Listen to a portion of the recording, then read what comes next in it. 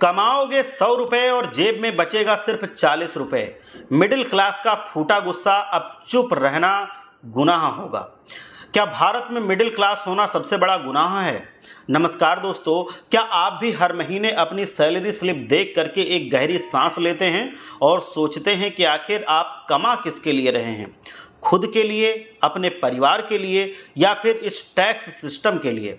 आज की ये वीडियो देश के उस सबसे बड़े और सबसे शांत कामकाजी वर्ग की आवाज़ है जो सुबह लोकल ट्रेन, मेट्रो या भारी ट्रैफिक की मार झेल करके दफ्तर पहुंचता है ताकि देश की अर्थव्यवस्था का पहिया घूम सके।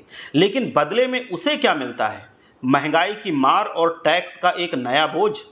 हालिया आर्थिक रिपोर्ट्स और वित्त मंत्रालय के ताजा आंकड़ों की अगर माने तो भारत में हर महीने जीएसटी कलेक्शन लगातार रिकॉर्ड तोड़ रहा है, जो औसतन 1.7 लाख करोड़ रुपए से लेकर 1.8 लाख करोड़ रुपए के पार जा रहा है।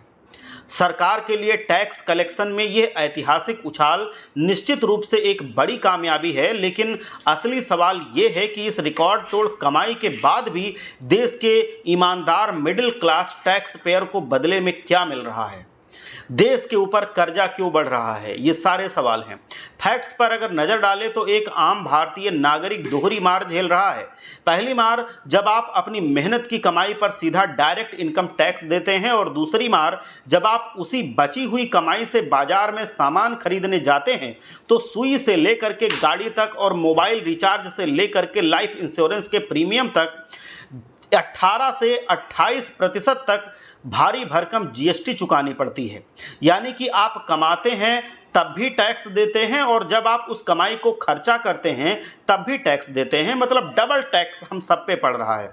अब बात करते हैं उस तीखे सवाल की जो इस समय देश के हर घर और सोशल मीडिया पर बहस का बहुत बड़ा मुद्दा बन चुका है। डेटा के मुताबिक भारत की कुल आबादी में से महज 2 से 3% लोग ही डायरेक्ट इनकम टैक्स के दायरे में आते हैं।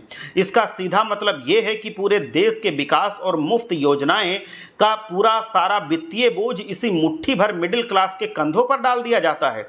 जब यही टैक्स पेयर सड़कों पर गड्ढे देखता है, सरकारी अस्पतालों में इलाज के लिए भटकता है और अपने बच्चों के उज्जवल भविष्य के लिए प्राइवेट स्कूलों की लाखों रुपए फीस भरने को मजबूर होता है, तब यह सवाल पूछना लाजमी हो जाता है कि आखिर हमारा पैसा जा कहां रहा है?